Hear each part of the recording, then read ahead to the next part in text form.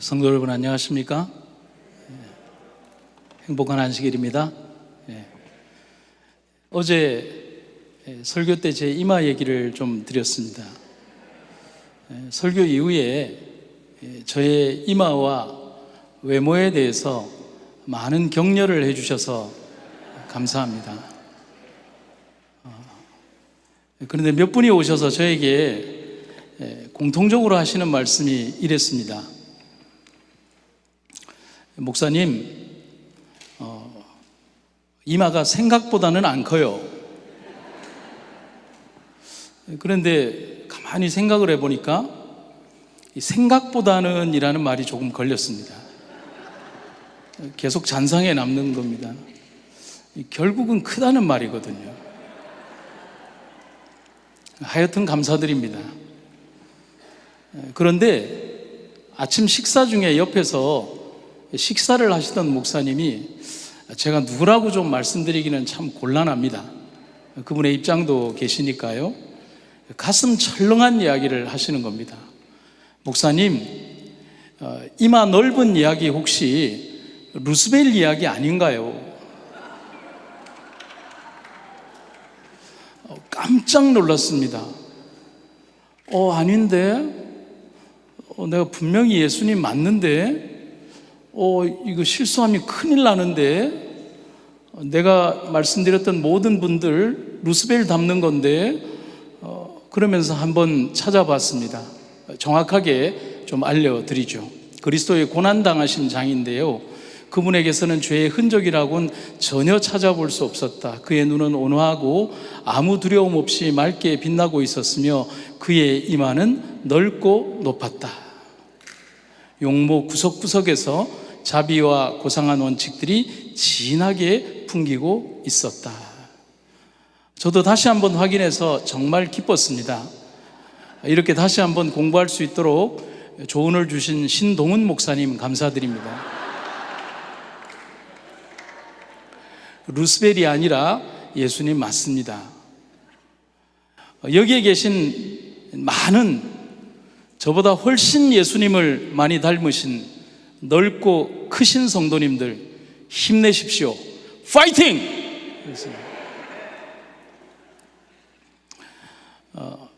제가 한 분의 이야기를 좀 먼저 드리고 들어가도록 하겠습니다. 한 장로교회 권사님, 지금은 권사님이고 집사님의 개인 간증인데요, 지독히도 하나님을 믿지 않는 남편이 있었습니다. 가능성으로 보면 제로의 남편이었어요.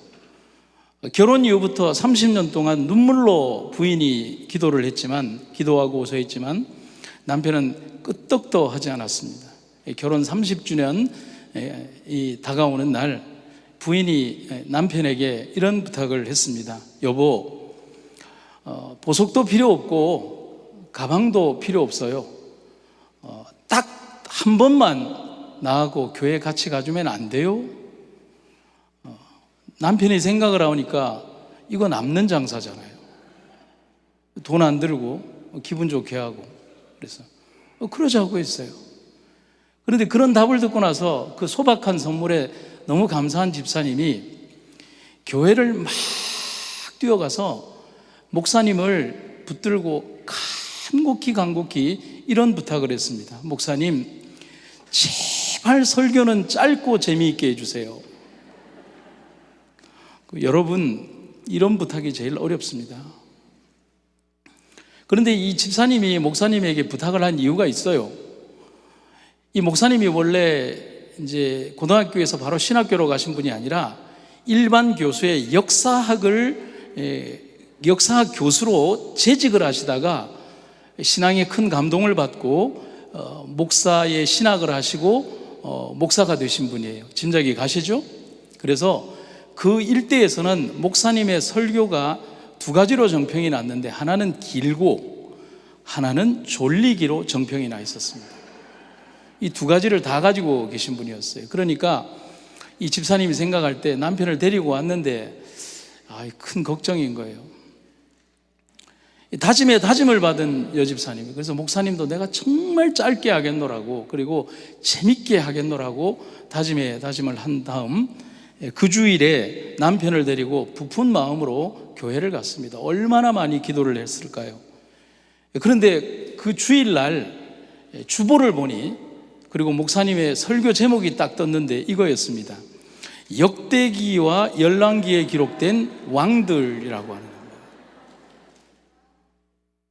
성경에서 가장 지루한 주제죠. 성경 통독을 하다가 거의 다 넘어지는 장소가 여기인데, 가장 지루한 주제를, 그것도 가장 지루한 목사님이 설교를 한 겁니다. 12시간 넘도록 목사님은 계속해서 어떤 왕의 어떤 감동적인 얘기를 하는 게 아니라 어떤 왕이 태어나다 어떤 왕이 살다가 죽었어요. 다음 왕이 태어나서 이렇게 살다가 죽었어요.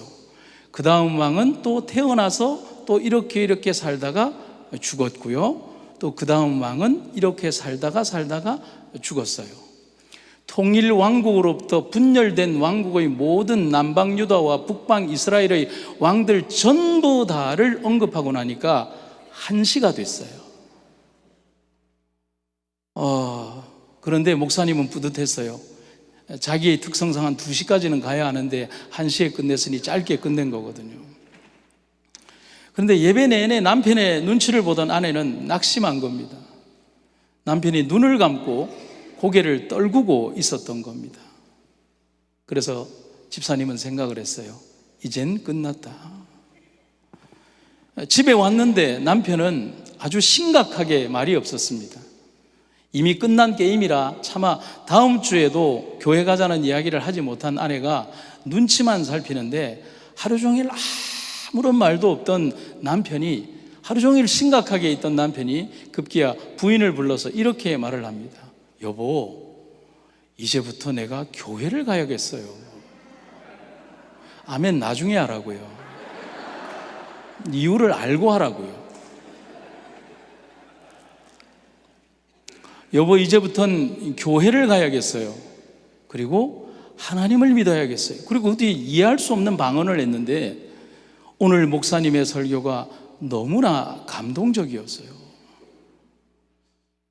부인이 너무 놀랐어요. 그런데 놀란 게 남편이 교회를 가겠다고 해서 놀란 게 아니라, 교인들 95%를 잠재운 설교고 목사님 사모님마저도 견디지 못하고 잠을 잔 그 설교에 어디에서 감동을 받았는지 이 집사님이 궁금했던 거예요.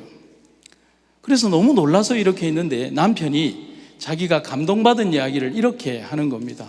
여보, 구약에 나오는 모든 왕들이 다 태어나고 죽었대요. 당연한 거 아닙니까?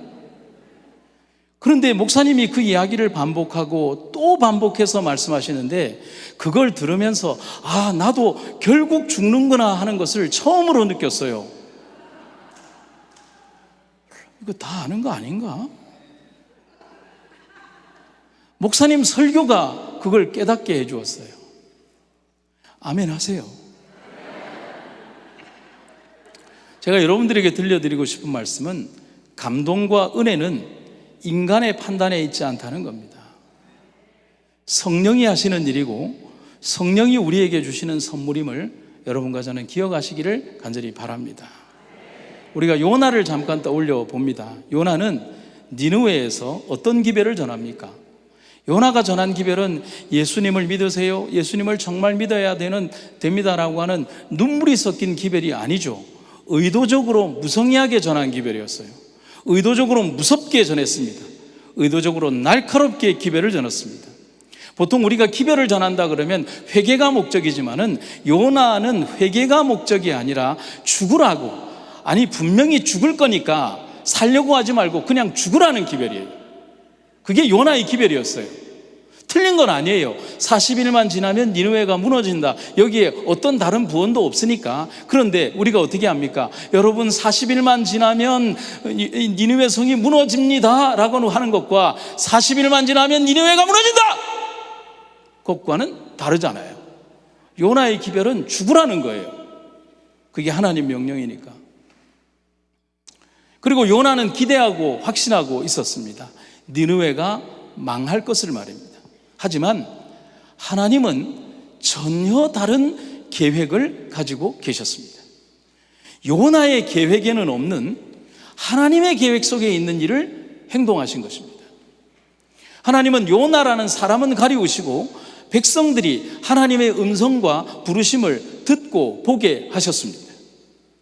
그래서 하나님은 우리들에게 보여주시는 하나님의 거룩한 능력과 은혜는 인간의 생각과 전혀 다르다는 사실을 성경은 이렇게 말을 하는 겁니다. 나의 생각은 너희의 생각과 다르며 너희의 길은 나의 길과 다르다. 아멘입니까? 그래서 우리 그리스도인들은 하나님의 뜻을 구하고 겸손히 믿음으로 자신의 일을 하는 사람이 되어야 합니다. 마지막 시대 우리 남은 자에게 주어진 마지막 사명은 복음 전파입니다. 이 사업이 완수되어야만 세상의 끝이 온다고 하나님께서는 말씀하셨습니다. 이 일을 위해 우리가 남겨졌습니다. 아멘입니까? 다시 한번 얘기할 때 힘찬 아멘으로 동참해 주시기 바랍니다. 이 마지막 사업을 위하여 우리가 남겨졌습니다. 영감의 기별은 그래서 이 교회를 세우신 목적과 성도의 사명에 대해서 분명하게 이렇게 말을 합니다. 교회는 사람을 구원하기 위해 하나님께서 세우신 기관이다. 교회는 봉사를 위하여 조직되었으므로 그 사명은 온 세상에 복음을 전하는 것이다. 태초부터 하나님은 당신의 교회를 통하여 당신의 충만과 풍족을 온 세상에 나타내시려고 계획하셨다. 하나님께서 어두움에서 불러내어 그의 기이한 빛 가운데 들어가게 하신 교인들은 하나님의 영광을 어디에? 세상에 나타내어야 한다. 여러분, 우리들의 삶에서 우리가 무엇을 해야 하는지, 어떤 삶을 살아야 되는지에 대해서 우리가 잊지 마시기를 간절히 바랍니다. 25년 전 제가 아주 시골에 있는 교회에 근무할 때였습니다. 60이 넘어 재혼한 부부가 살고 있는 집이 있었습니다. 낡은 시골집을 새로 리모델링을 하고서는 서울에 홀로 계신 90노모를 모셔왔습니다. 그게 자기의 꿈이었습니다. 그 아들이 저희에게 이런 얘기를 합니다. 어머니를 교회로 인도하고 싶습니다. 방문 좀 와주십시오라고 부탁을 합니다. 그래서 갔습니다. 그런데 어머니 방으로 들어가게 하더니 자기는 안 들어오고 뒤에서 문을 닫아버립니다. 나오지 말라는 거죠. 그렇게 32살 젊은 목사와 92살 할머니가 한 방에 있게 됐습니다. 그런데 딱히 서로 할 말이 없고 할 일도 없습니다. 할머니는 나한테 관심도 없고 나를 돌아보지도 않고 등을 보인 채 뭔가를 혼자 하고 계셨습니다. 뭘 하시느냐 하면 돌아앉아서 그냥 화투만 치셨습니다. 할머니가 하루 종일 할 게 없으니 화투로 패 맞추는 게 낙이었습니다. 이걸 하고 계시더라고요. 구자 끝에 맞추는 거 제가 알아요. 하도 따라다녀가지고. 저는 심심하니까 구경을 했습니다. 그렇게 한 30분, 40분 할머니 등 뒤에서 화투패 맞추는 거 보고 오는 게 방문의 전부였습니다. 또 가고 싶지는 않은데 그 집사님이 또 오라고 합니다. 그리고 그 뒤에 뭐라고 이러냐면 자주 오라고 합니다. 딱히 둘러댈 핑계가 있고 좋은 핑계가 있으면 안 가겠는데 시골에 어떤 다른 핑계가 없잖아요. 할 수 없이 매일은 아니지만 가기는 가는데 죽지 못해서 할 수 없이 가게 되었습니다. 그냥 30살 목사가 90세 할머니 등짝만 보고 오는 방문이 계속되는 겁니다. 그게 답니다. 집사님이 미웠습니다. 우리 집사람도 미웠습니다. 안 따라오더라고요. 그래서 제가 왜 안 따라오냐 그러니까 하나만 희생하면 되지 둘까지 죽을 필요 있느냐라고 그래요. 그렇게 그냥 옆에 앉아 있다가 오기를 한 달 가까이 하는데 어느 날 할머니가 갑자기 이렇게 묻는 겁니다. 화투 칠 줄 아나? 기뻤어요. 할머니가 저를 사람으로 본 겁니다. 한 달 만에. 그때 근데 제가 얼마나 후회를 했는지 몰라요. 제가 화투를 못 치거든요. 그리고 제가 그때 신학과 교수님들을 얼마나 원망했는지 몰라요. 왜 신학과 교수님들은 신학생들에게 화투를 안 가르칩니까?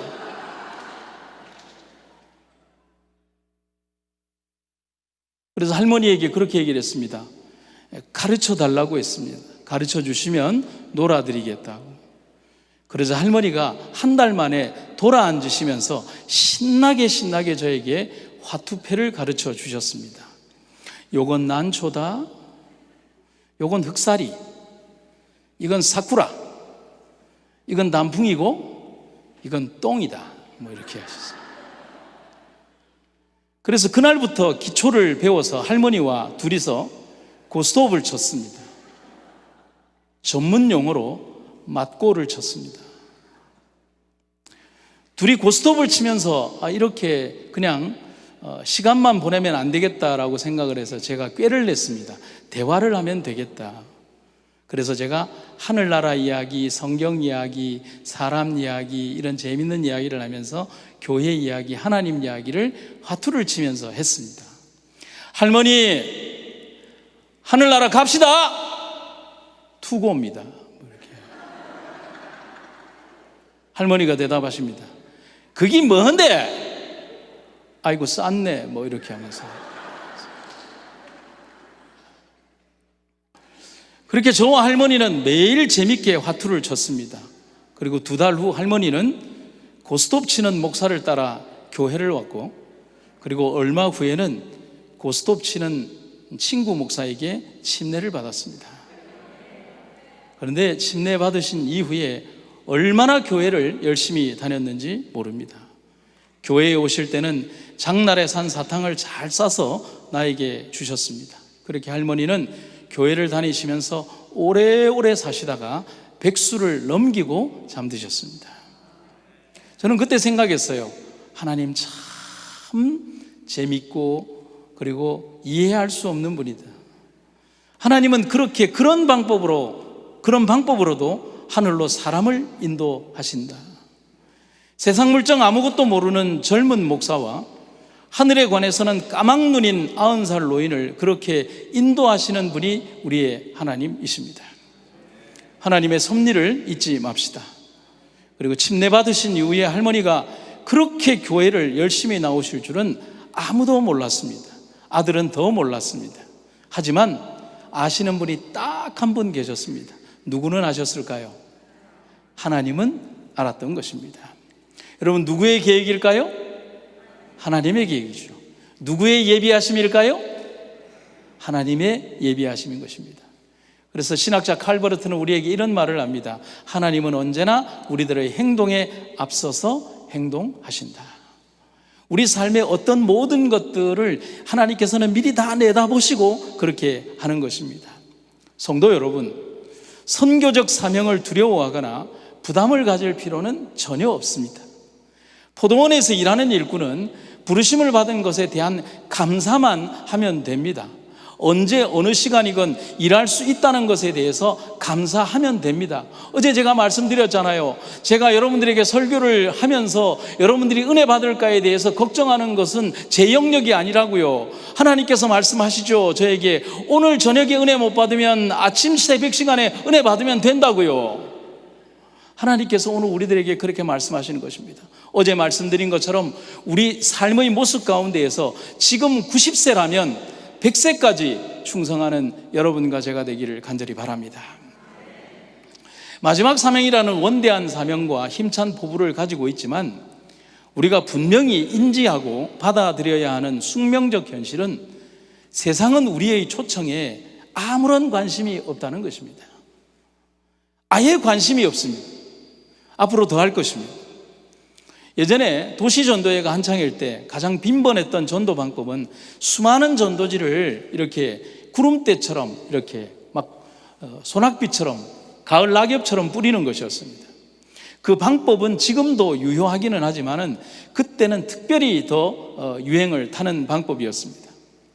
그렇게 크지 않은 도시에 전도단을 초청해서 그 도시의 인구 2만 명보다도 5배나 많은 10만 장의 전도지를 보름 동안 돌렸습니다. 나중에 전도회가 끝나고 조사를 하다 보니까 전도지를 받고 집회에 참석해서 교인이 된 사람이 딱 한 명이 있었습니다. 그래서 그분의 별명이 한동안 오래도록 10만장이었습니다. 참 실망이 되는 이야기가 아닐 수 없습니다. 비율로 따진다면 0.00001%입니다. 확률적으로는 이거는 손해보는 지극히 경영이 되지 않은 숫자입니다. 하지만 우리는 여기에서 수치가 파악하지 못하는 부분들이 있음을 기억을 해야 합니다.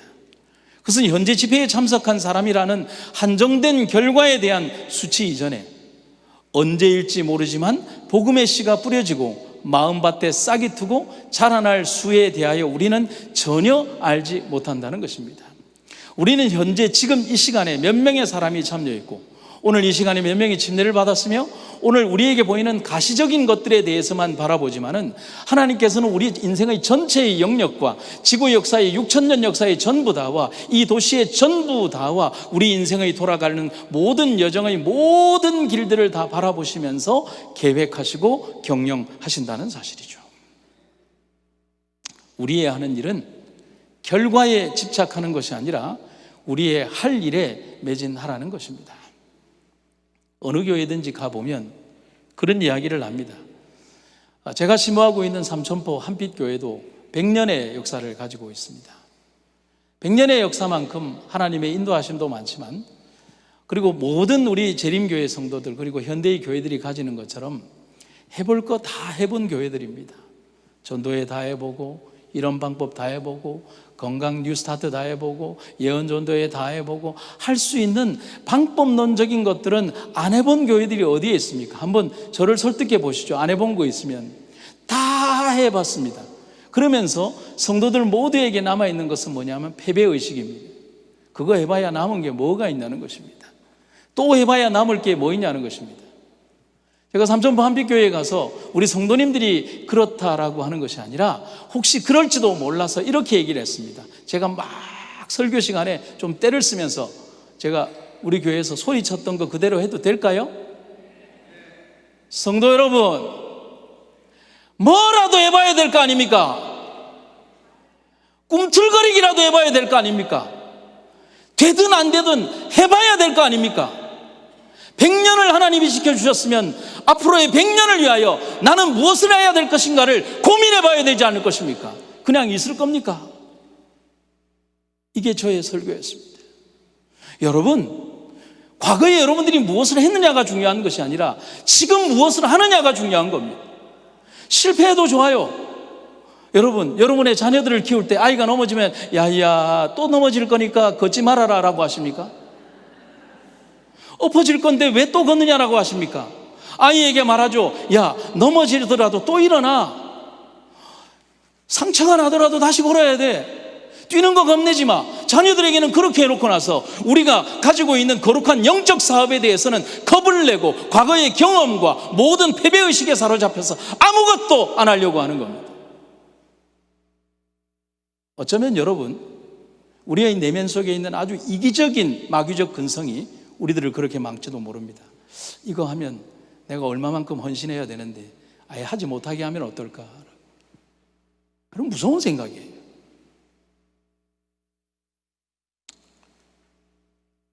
오늘 본문의 말씀을 보시면 이렇게 되어 있습니다. 이르시되 어떤 사람이 큰 잔치를 베풀고 많은 사람을 청하였더니 잔치할 시각에 그 청하였던 자들에게 종을 보내어 이르되 오소서 모든 것이 준비되었나이다.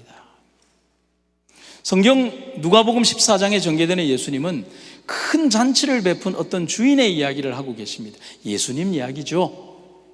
성경에는 그 주인이 잔치를 위하여 많은 경비를 지출하고 완벽하게 준비되었음을 말합니다.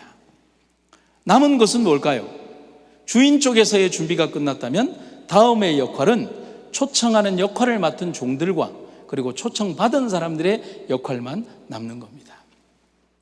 모든 것이 준비되어 있고 모든 것을 준비한 다음에는 잔치에 초청을 받은 사람들이 와서 즐기면 됩니다. 그들에게 요구하는 것은 아무것도 없어요. 지참금도 필요 없어요. 와서 잔치만 즐겨달라는 것이 주인의 바람입니다.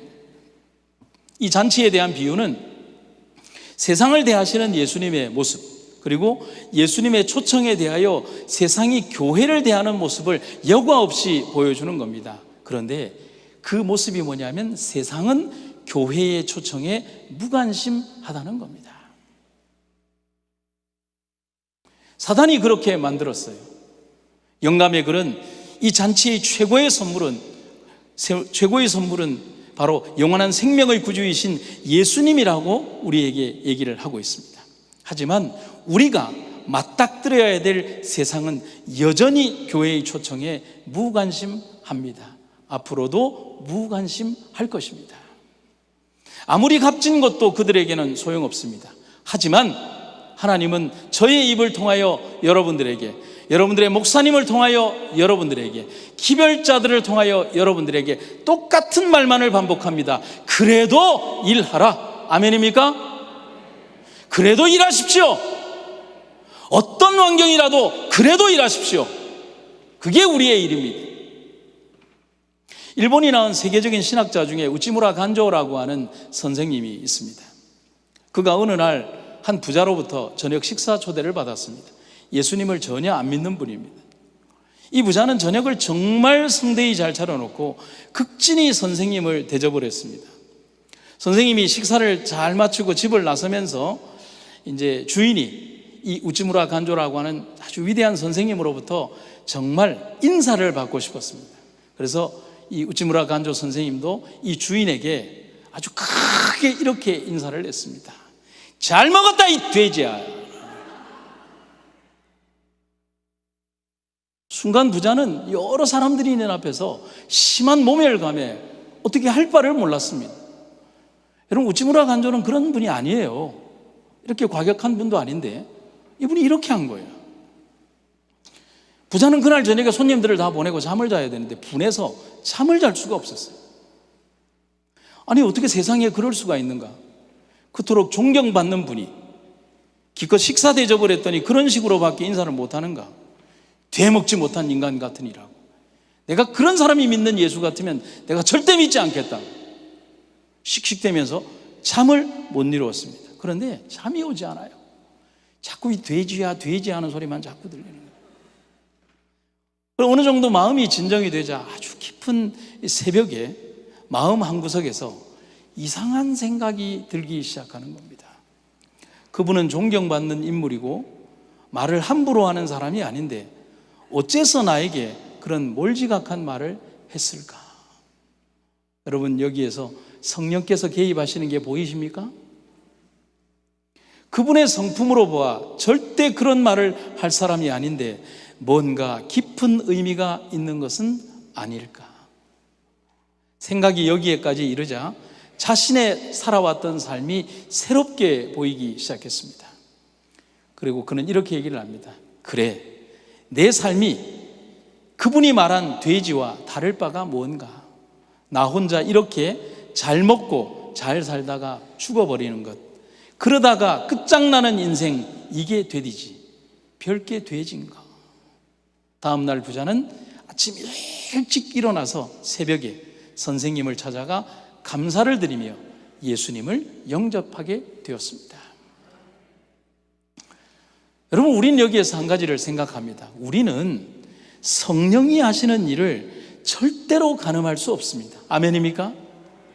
인간의 가장 큰 실수가 뭔 줄 아십니까?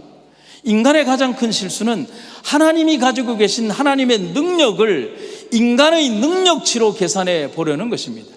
하나님이 가지신 원대한 우주의 능력을 인간의 계산 방법과 바로미터로 계산해 보려고 하는 것입니다.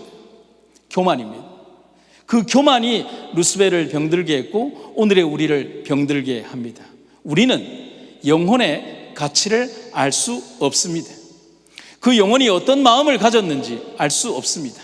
모든 사람들이 삭개오에 대하여 비난할 때 삭개오의 그 가난한 심령을 유일하게 볼 수 있었던 분이 예수님이잖아요. 모든 사람들이 돌을 들고 가늠하다가 현장에서 끌려온 그 여인에게 대하여 돌로 쳐 죽여야 한다라고 생각하고 실행에 옮기려고 할 때 그 여자뿐만 아니라 돌을 들고 있는 그 사람 중에 거의 많은 남자들이 그 여인과 나쁜 관계를 맺었던 사람들이며 똑같은 죄인인데 너희들이 어찌하여 그런 범죄를 저지르고 하느냐. 그들의 마음속에 하나님께서 그를 쓰신 것입니다. 그 영혼이 무엇에 반응하는지도 알 수가 없습니다. 오직 아시는 분은 성령만이 아십니다. 그렇다면 우리에게 남은 것은 뭘까요? 일해야 합니다. 그냥 일하십시오. 그리고 하나님의 뜻을 기다리십시오. 그런데 제가 이번에 이 이야기를 읽으면서 조금 고민에 빠졌어요. 분명히 우찌무라 간조 선생님도 성령이 그에게 소리치라고 아마 그렇게 마음속에 역동적으로 줬을 겁니다. 근데 하나님이 저에게 우찌무라 간조 선생님처럼 잘 먹었다 이 돼지야라고 누군가에게 말을 하라고 한다면 할 수 있을까? 한번 해봐야 될 것 같습니다. 그런데 한번 용기를 가지고 저도 한번 잘 먹었습니다 선생님 뭐 이렇게. 성령이 우리에게 요구할 때 그 성령의 음성대로 따라가는 것도 참 어려워요. 왜냐하면 대단한 용기와 실천이 필요하다는 사실이죠. 여러분, 하나님께서 우리에게 저희 집에서 기도의 목록을 이렇게 얘기를 합니다. 하나님, 어떤 일을 해라 해도 하겠는데 제발 우리가 혼돈스럽지 않게 좀 결정해 주십시오. 이 두 가지 사이에서 고민하지 않게. 그러면 그게 뭐든지 하겠습니다. 그런데 하나님께서 요즘 저희에게 고민하지 않게 응답을 주십니다. 여러분, 고민하지 마십시오. 성령에 귀 기울이십시오. 그냥 이 원칙만 기억하고 또 살아가도록 합시다. 제가 여러분들이 꼭 기억했으면 하는 한 원칙을 말씀을 드립니다. 제가 읽으면 여러분들이 힘차게 따라 읽어주시기 바랍니다. 누군가에게 예수님 이야기를 하기 전에 예수님에게 그 사람 이야기를 먼저 해라. 여러분, 이 원리와 이 방법을 꼭 기억해 주시기를 간절히 바랍니다. 예수님께서 그에게 말씀하셨습니다. 어떤 사람이 큰 잔치를 베풀고 많은 사람들을 초대하였다. 시간이 되었을 때 그 사람은 종을 보내어 초대한 사람들에게 알렸다. 준비가 다 되었으니 오십시오. 그러나 그들은 모두 한결같이 핑계를 대기 시작했다. 예수님의 비유에는 지금의 시대를 정확하게 간파하고 지적하는 아주 직관적인 표현이 있습니다. 시간이 되었을 때, 곧 때가 이르렀을 때 모든 사람들을 초대했지만 모두 한결같이 핑계를 대기 시작했다라고 했습니다. 그들을 위해 준비된 잔치에 오지 않으려고 했다는 사실입니다. 우리는 여기에서 예수님이 말씀하시는 이 이야기에서 이 이야기가 그 시대뿐만 아닌 지금을 지적한다는 사실을 너무나 뼈저리게 느껴야 한다는 사실입니다. 큰 부자의 잔치는 먹을 것도 많고 볼거리도 많습니다. 그런데 사람들은 관심이 없습니다. 현대의 사람들을 한번 생각을 해볼까요? 첫째, 세상은 예전처럼 그렇게 가난하지 않아요. 음식 잘 차려놔도 우리 집에 먹을 게 더 많아요. 둘째, 세상 사람들은 자신이 좋아하는 것에만 관심을 가집니다. 예전에는 성경학교 할 때 북치고 그냥 빵빠라만 불러도 아이들 한 150명이 따라왔지만 요즘은 그렇게 하면 아무도 안 따라옵니다. 어떻게 할까요? 그냥 플레이스테이션이나 집에서 컴퓨터 게임을 하면서 집에 노는 게 훨씬 더 재미가 있어요. 제가 심우했던 이 대구의 한 교회에서는 한 장로교회에서 우리 교회에서 아무리 전도해도 아이들이 안 오길래 너희는 왜 우리 교회는 안 오니? 라고 하니까 거기는 3일만 출석하면 자전거를 한 대 주고요, 친구를 데려가면 10만 원씩 준대요 라고 하는 겁니다. 저희 교회 안 오는 거죠. 자식들이 좋아하는 것에만 반응을 하는 겁니다. 세 번째는 세상이 너무 바쁘다는 겁니다.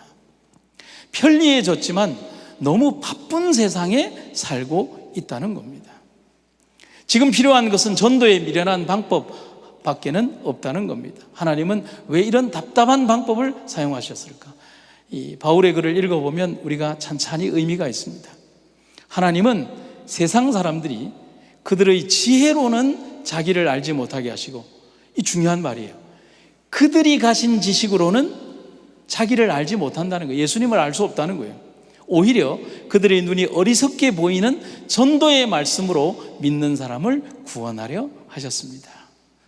그들의 눈에는 어리석고 미련하고 느려 보이는 그 사업이지만, 그러나 하나님께서는 그 방법을 통하여 그렇게 하셨다는 사실입니다. 사울이라는 사람을 바울로 만들기 위하여 수십 년의 세월이 걸렸습니다.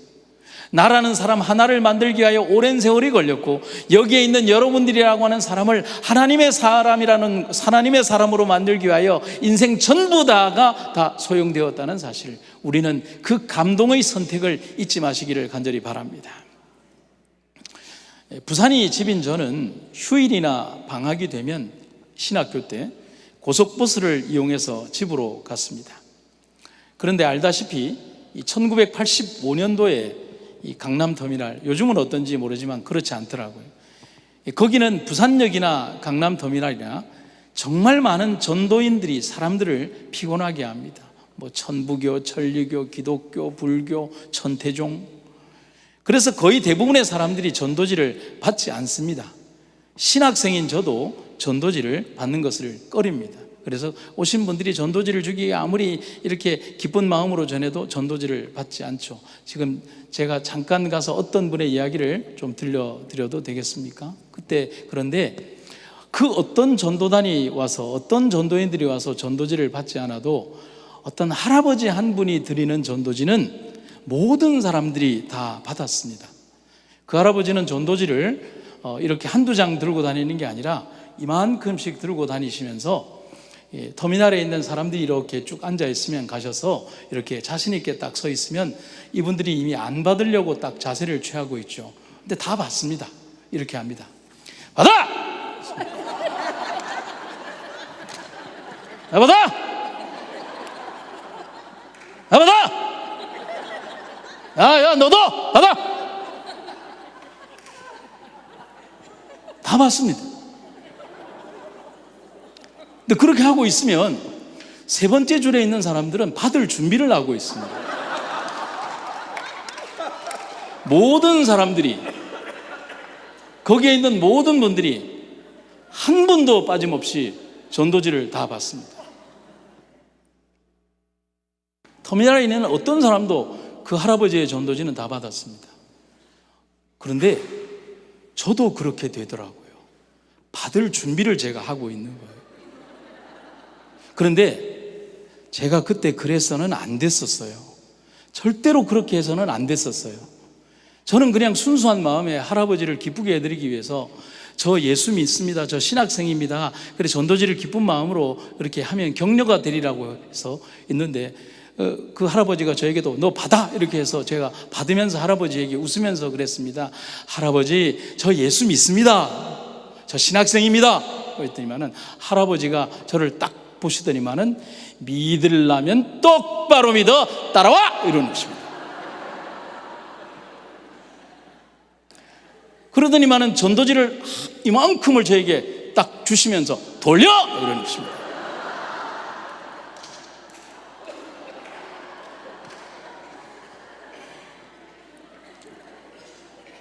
그래서 할 수 없이 돌렸습니다.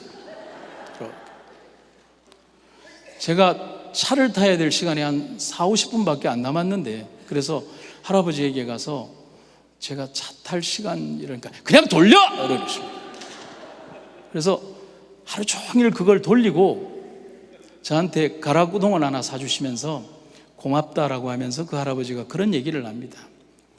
내가 70이 훨씬 넘어서 홀로 되고, 그 다음에 부인의 그 전도를 다 거부하며 살다가 홀로 된 지 몇 년 지나서 나이가 80이 가까워서 예수를 믿었다는 겁니다.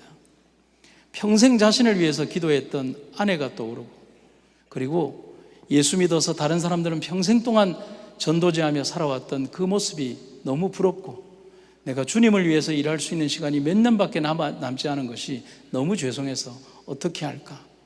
집을 팔아서 작은 집으로 옮기고, 서초동 근처에, 강남터미널 근처에 작은 집으로 옮기고, 그리고 거의 대부분의 돈을 전도지를 만드는데 다 만들어서 방 곳곳마다 전도지를 쌓아놓고 하루에 3,000장씩 전도지를 돌리면 자기 죽는 날까지 이 믿음의 빚을 갚을 수 있지 않겠나라고 해서 그렇게 돌렸다는 겁니다. 그래서 제가 물었죠. 왜 소리는 지르세요? 답은 간단했습니다. 안 봤잖아. 그래서 어느 날 화가 나서 한번 소리쳤는데 잘 봤대? 그래서 그때부터 소리 지른다는 겁니다. 옛날에는 3,000장 돌리려면 하루 왼종일 걸렸는데 요즘은 3시간이면 끝나. 할아버지가 연락처를, 그때는 휴대폰이 없으니까요, 제 기숙사 연락처를 하더니만은 언제 우리 교회 한번 와줄래? 그러는 겁니다. 예, 가지요. 할아버지가 100주년 기념교회라고 그 장로교회 유서 깊은 교회를 다녔었어요. 그런데 어느 날 기숙사의 사감 선생님을 통하여 이렇게 왔는데 제게 연락이 왔어요. 오군, 내가 이번 주일날 특창을 맡았는데 한번 올래? 그러는 겁니다. 예, 가죠. 그래서 주일날 그 교회를 갔습니다. 참 아름다운 교회였어요. 그런데 어떤 특창이냐면 그 교회가 어떻게 되어 있냐면은 청중이 뒤에도 있는, 그래서 홀 중간에 있는 이런 형태로 되어 있어요. 근데 목사님이 참 영감적인 설교를 하시는데 설교 중간에 이 할아버지를 불러서 특별 찬양을 시키셨어요. 그런데 거기에 청중이 한 3,000명 정도 있었는데 그 찬양 때문에 모든 사람들이 눈물바다가 되기 시작했습니다. 처음에는 웃었어요.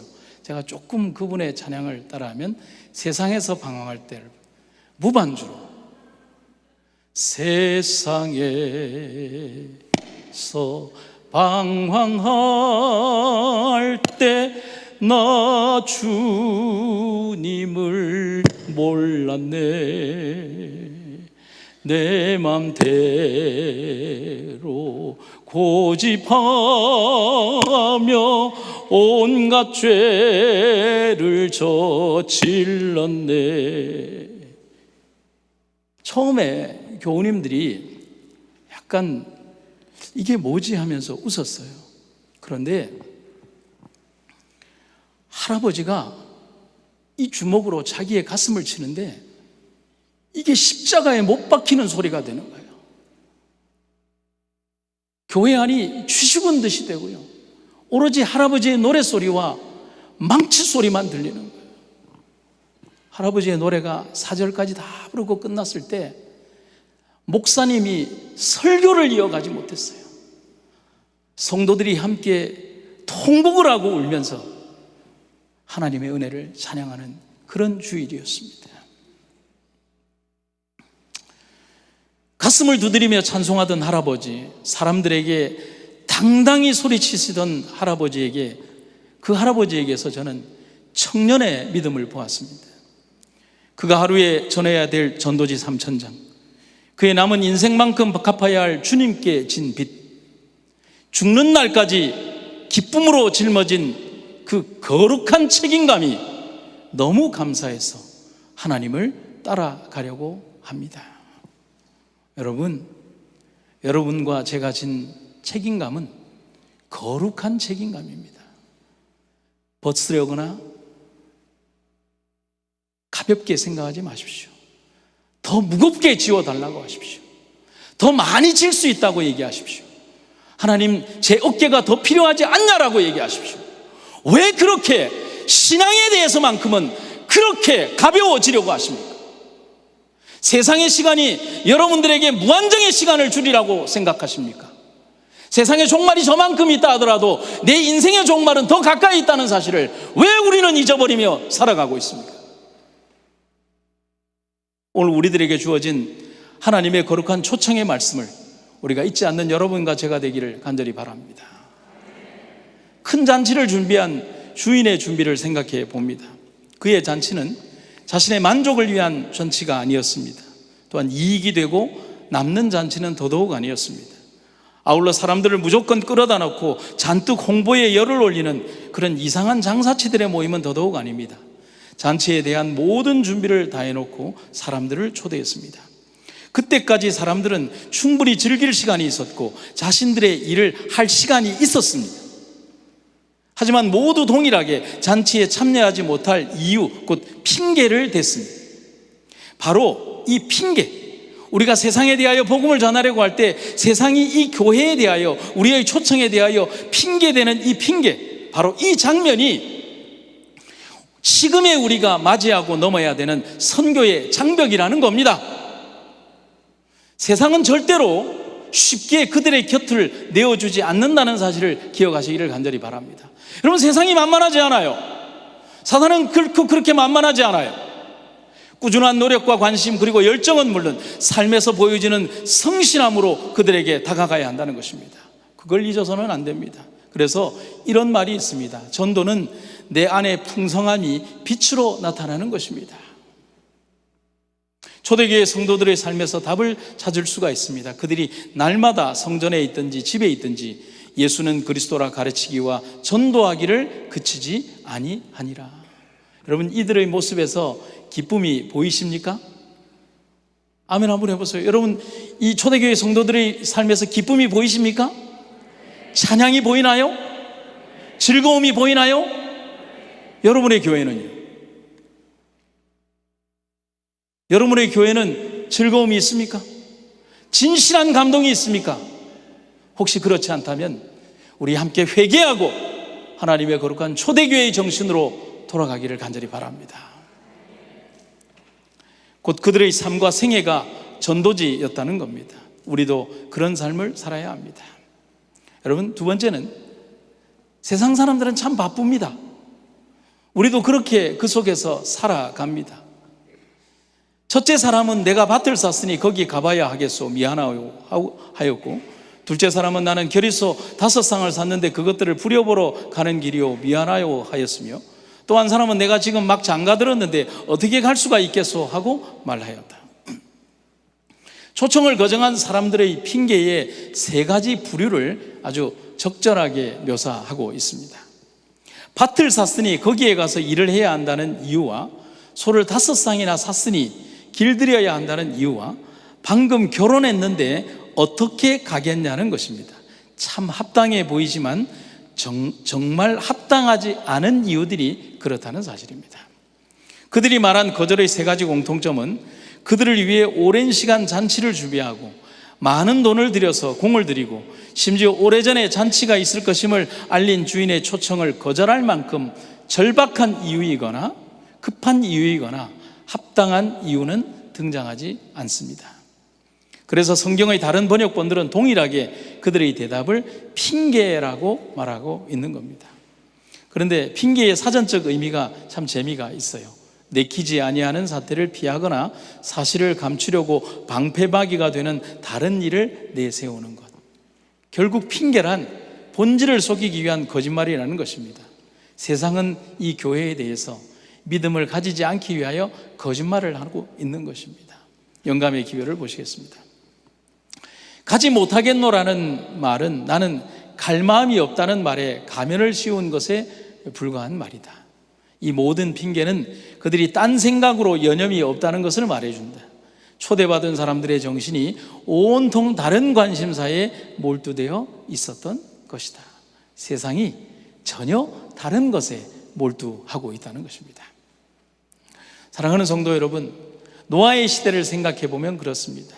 그들의 모든 모습들이 세상의 그 경고와 하나님의 경고의 기회에 주안하기보다는 그들의 삶에 주안하고 있음을 기억하시기를 간절히 바랍니다. 노아의 초청은 120년 동안 계속되었습니다. 그러나 세상 사람들은 120년 동안 계속 바빴습니다. 맞나요? 노아의 기별이 120년 동안 계속되었지만 세상 사람들은 120년 동안 계속 바빴습니다. 세상이 안 바빴던 적은 한 번도 없습니다. 세상이 그렇고 우리도 그렇습니다. 삶이 풍족해서 주체할 수 없을 만큼 넘쳐났던 시기가 있었습니까? 하지만 우리는 그 부족함 중에서도 신실한 종들은 헌신해서 교회를 건축했고 바쁜 시간을 헌신해서 전도를 했습니다. 오늘 우리가 정말 집중해야 할 사실은 세상이 얼마나 바쁘냐 혹은 그들의 벽이 얼마나 단단하냐 하는 것이 아닙니다. 그건 이미 우리도 알고 있습니다. 그것도 2000년 전에 쓰신 글에 답이 나와 있습니다. 내가 굳이 여기에서 수치로 사람들이 스포츠에 얼마나 돈을 쓰며 무엇에 바쁘며 어떤 일을 좋아하는가에 대한 수치를 말할 필요가 없습니다. 지금 우리에게 필요한 것은 자세입니다. 우리가 남은 무리며 세상을 향해서 굳건하게 일을 하는 사람들임을 기억하시기를 간절히 바랍니다. 그래서 제가 재미있는 상상을 했어요. 노아가 몇 년이라는 계약을 만약에 했다면 120년 동안 일하지 않았을 것입니다. 그렇지 않나요?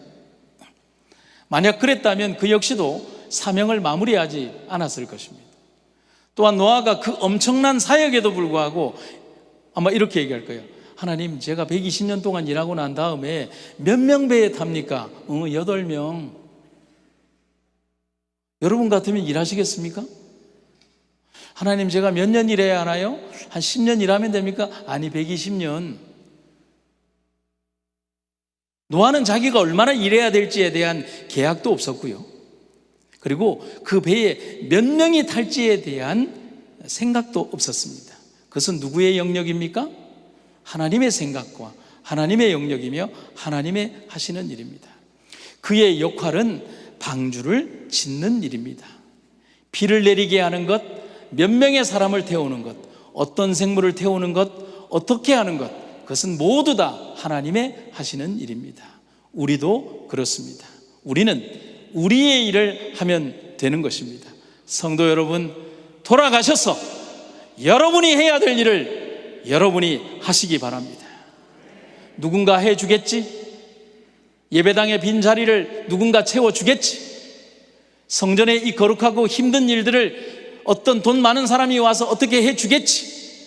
이 모든 헌신과 모든 일들에 대하여 어떤 다른 사람들이 와서 나의 이 빈 공간을 채워주겠지, 나는 아니지만 누군가는 해주겠지라고 하는 그런 의식에 사로잡히지 말고 그 빈 공간을 내가 채워나가는 사람들이 되어야 한다는 사실인 것입니다. 눈물 젖은 빵으로 3년 만에 100명의 성도를 거둔 한 개척교회 목사님이 자기의 기도 십계명이라고 하는 것을 이렇게 썼습니다. 기도로 시작해서 기도로 끝내십시오. 사람들을 두려워하지 마십시오. 외모를 깨끗하게 하고 단정하게 하십시오. 상대방이 냉담하고 거칠하게 반응해도 겸손과 미소로 축복을 하십시오. 처음부터 끝까지 성령의 인도를 따르십시오. 상대방의 말을 잘 듣고 칭찬해 주십시오. 간증을 하되 자기 자랑이 아닌 하나님께 영광을 돌리십시오. 중도에 포기하지 말고 끝까지 방문하십시오. 전도 노트를 만들어 이름과 경과를 기록하고 수시로 기도하십시오. 날마다 시간을 정해놓고 습관적으로 전도하십시오. 오늘부터 연락하십시오. 사랑하는 여러분들, 우리는 이제 모든 물가에 진리의 씨를 뿌리는 그런 삶으로 살아가도록 합시다. 그래서 우리에게 주어진 하나님의 거룩한 사명을 위하여 마지막 사업을 우리의 시대에 이루고 우리의 삶을 통하여 이루며 우리가 정말 이 사업을 끝내는 그런 마지막 남은 무리들이 되시기를 간절히 바랍니다. 18세기 인도 선교사로 헌정했던 윌리엄 캐리 선교사의 말로 위로와 용기를 얻습니다. 하나님을 위해 위대한 일을 시도하라. 그리고 하나님께로부터 위대한 것을 기대하라. 성도 여러분, 오늘 우리가 주님을 위하여 위대한 것을 시도할 때 하나님은 우리가 상상할 수 없는 그 일들을 이루신다는 사실을 여러분과 제가 기억하시게 되기를 간절히 바랍니다. 마지막으로 잔치 자리는 누군가로 분명히 채워집니다. 누가복음 14장 21절부터 24절의 내용을 보면 당장 가서 동네의 길과 골목을 다니며 가난한 사람, 걷지 못하는 사람, 보지 못하는 사람, 다리를 저는 사람들을 다 데려오라고 분노에 찬 주인이 말을 합니다. 그래서 이 종들이 뛰어나가서 큰 길과 골목길을 돌아다니며 사람들을 오게 해서 나 내 집을 채우라는 주인의 명령에 따라 움직이는 장면을 보고 채워나갑니다. 잔치의 상황은 주인의 기대와는 다르게 사람들의 무관심과 배척으로 빈 잔치가 되어버렸습니다. 오늘날의 교회와 전도의 상황인 겁니다. 주인은 이런 상황에 대해서 화가 났지만 이 잔치를 채울 두 번째와 세 번째의 또 다른 초청을 하고 계십니다. 그것은 첫 번째 초청의 부름을 받지 못했던 사람들, 가난하고 아픈 사람들, 신분상으로는 도저히 잔치에 참여할 수 없을 것 같은 사람들을 데려오라는 것입니다. 그럼 여기에서 말하는 이들은 누구를 말하는 걸까요? 단순히 가난하고 몸에 장애가 있는 그런 사람들을 말하는 걸까요? 아닙니다. 예수님의 공생의 사역을 보면 예수님은 그 당시에 명망 있고 믿음 좋으며 높은 지위에 있는 사람들의 믿음을 회칠한 무덤이라고, 가난한 사람들이라고 말을 했습니다. 오히려 예수님 곁에는 그 당시까지 결코 언급되거나 배려받지 못했던 불의의 사람들이 오히려 칭찬을 받게 되었습니다. 세리, 창녀, 병자, 이방인뿐만 아니라 예수님의 제자들 역시 고만고만한 사람들이었습니다. 결국 변두리였던 그들이 주인이 되고 성경의 가장 감동적인 기록의 주인공들이 된 것입니다. 여기에 보면 주인의 감정이 드러난 구절이 있습니다. 빨리, 다른 곳에 보면 당장 가서. 그런데 이 다음 명령은 뭐냐면 범위를 넓히라는 명령입니다. 초대의 거절이 가져온 결과는 마을을 넘어서는 넓은 범위로 확대되고 있습니다. 큰 길과 골목길, 다른 번역에는 길과 산울가라고 표현하고 있습니다. 중의적인 의미로는 이방인들, 온 세상의 사람들, 오늘 우리가 가진 온 세상에 복음을 전하는 사명을 말하는 것입니다. 그런데 여러분, 두 번째와 세 번째 초청자들의 공통점이 있습니다. 그것은 처음 초대된 사람들과 확연히 구별되는 특징입니다. 그런데 그들은 어떤 사람들입니까? 그들은 초청에 진심으로 감사하는 사람들이라는 겁니다. 절대로 초대될 수 없는 그런 부류, 다르게 얘기하면 초대받지 못할 것 같은 사람들, 우리의 초대를 응하지 않을 것 같은 그런 부류의 사람들이었지만 초대되어 당당히 마지막에 그 빈자리들을 채워나간다는 사실입니다. 제가 올해 8년간 근무하던 36 부산병원 원목에서, 그리고 36 부산병원 담임 목사에서 이제 삼천포 한빛교회로 오게 되었습니다. 그런데 제가 지난 8년 동안 36 부산병원의 원목으로 있으면서 주로 제가 했던 일들, 그리고 방문 지역이 어디냐면 36 부산병원에 가면 신관이 있는데 신관 7층입니다. 그리고 7층이 뭐 하는 데냐면 장기 환자가 있는 곳이 저의 주 방문 무대였습니다. ICU 병동, 중증 환자 병동과 장기 재활 병동이 저의 주 방문 무대였습니다. 거기에는 11년, 15년, 18년, 22년 동안 병원에서 지내는 장기 환자들이 있습니다. 그런데 그 곁에는 막대한 간병비를 부담할 수가 없어서, 그리고 가족을 위해서 그들의 삶을 다 희생하고 그들과 똑같은 시간을, 그 똑같은 세월을 병원에서 함께 지내는 가족들이 살고 있습니다. 아내, 엄마, 그리고 다른 가족들이 살고 있습니다. 뇌수술로 머리가 함몰되어서 숨쉬는 것 위에는 아무것도 할 수 없는 딸을 간호하는 어머니가 있습니다. 사고당한 남편을 바라지하면서 처음에는 한쪽 다리가 절단되었고, 또 살면서 다리가 썩어 들어가서 또 한쪽 다리를 이렇게 절단할 수밖에 없었습니다. 어느 날 제가 방문을 갔더니만은 저에게 그런 얘기를 합니다. 목사님, 오늘 제 남편 눈 적출하러 갑니다. 기도해 주세요 라고 말하는 어떤 부인도 있습니다. 병원에 18년째 계신 분입니다. 그리고 다른 여자와 바람이 나서 데려온 아들이 사고를 당해서 쓰러진 다음에 그 엄마는 떠나가 버렸지만은 그 자식을 데리고 와서 그 아들을 위해서 22년 동안 자기가 낳은 자식이 아닌 남편의 그 잘못으로 인하여 낳은 자식을 22년 동안 간병하는 어머니도 있습니다. 코마 상태에서 눈꺼풀만 움직일 수 있으면서도 교회에 와서 예배하는 성도도 있습니다. 제가 드는 생각이 있었습니다. 이들에게 예수님이란 무엇일까요? 그들에게 믿음이란 무엇일까요? 제가 무엇을 말해줄 수 있을까요? 저는 지금 생각하면 현장에서 그들과 함께 있을 수 있어서 너무 많은 것을 배울 수 있었습니다. 처음 8년 전에 병원에 가서 그들과 처음 만났을 때 저는 기도할 수 없었습니다. 그리고 그들은 기도를 요청하지 않았습니다. 우리 형편을 보라고, 우리가 기도받게 생겼냐고, 예수 그딴 것 믿지 않는다고. 믿음도 원하지 않았습니다. 우리에게 믿음이 뭐 필요하냐고. 하지만 오랜 시간 그들과 함께 이야기하고 그들 곁에 있을 수 있었습니다. 그런데 기억도 잘 나지 않아요. 몇 년이 지난 다음 언제부터인가 지나가는데 기도해 달라고 합니다. 기도했습니다. 다음에도 지나가는데 다른 곳에서 기도해 달라고 합니다. 머리가 함몰된 딸을 가진 어머니가 기도해 달라고 하고 함께 기도합니다. 다음에도 다른 병실과 다른 병실과 다른 병실들, 그렇게 8년의 세월을 보내면서 그 모든 분들과 함께 기도하기 시작했습니다. 누구누구야 목사님 기도하러 왔다고 하시면서 반응하지 못하는 남편 그리고 딸, 아들의 얼굴을 어루만지면서 우리 기도하자, 목사님 기도하러 왔다, 우리 기도하자라고 하면서 함께 셋이서 기도를 합니다. 그때 제가 이런 기도를 했던 적이 있습니다. 하나님, 내가 기도해도 이들의 깊은 상처와 잘려진 팔과 적출된 눈은 돌아오지 않습니다. 그들의 지난 시간도 돌아오지 않습니다. 하지만 기도합니다.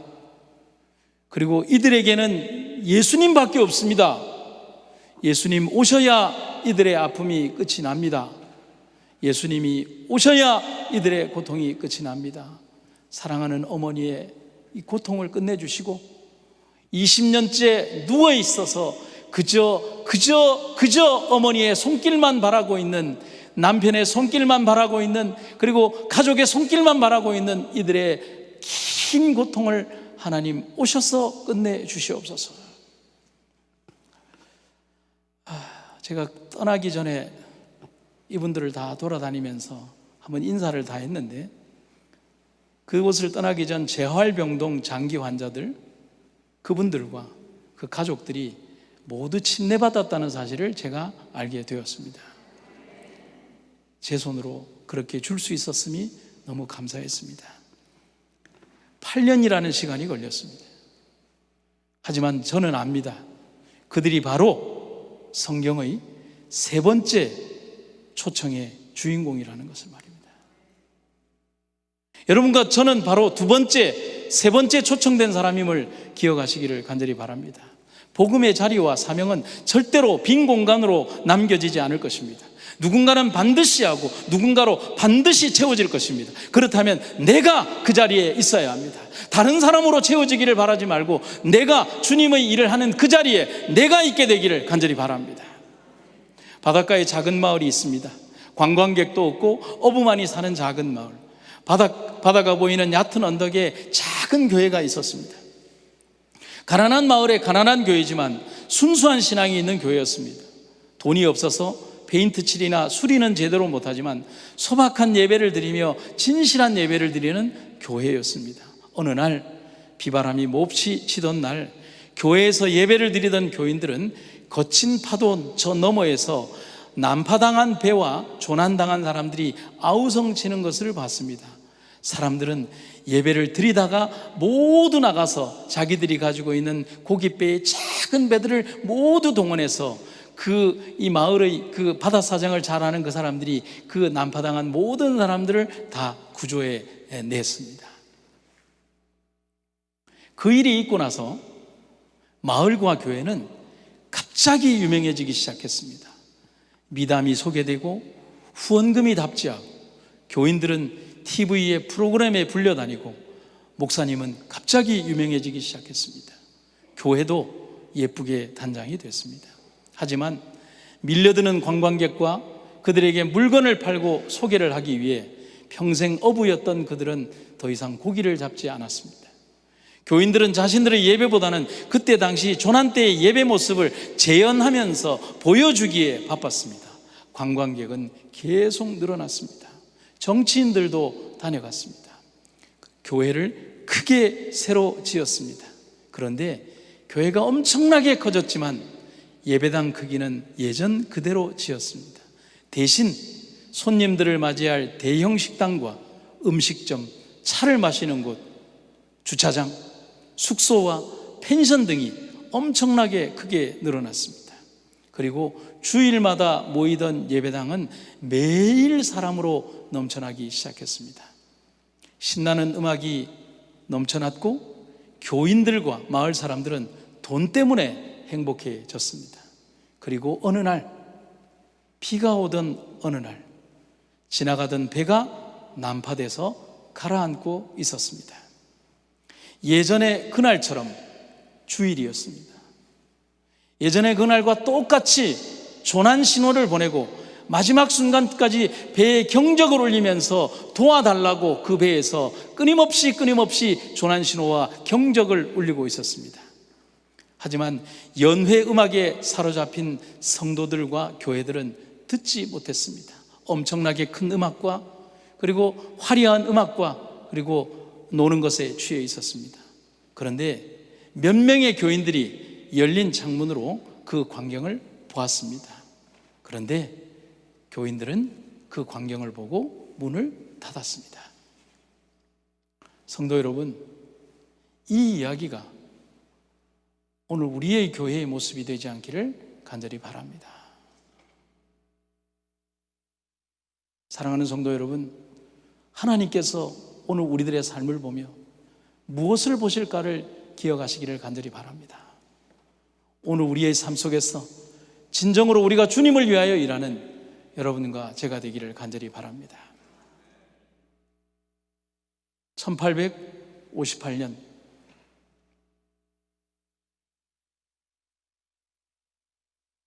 주일학교 교사인 킴볼 씨는, 데이비드 킴볼 씨는, 에드워드 킴볼 씨는 보스턴의 신발 가게 점원이었던 무디를 그리스도께 인도하였습니다.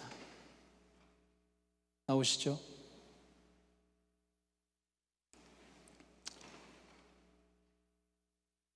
(1858년) 주일학교 교사였던 에드워드 킴볼 씨는 보스턴의 신발 가게 점원이었던 무디를 그리스도께로 인도하였습니다.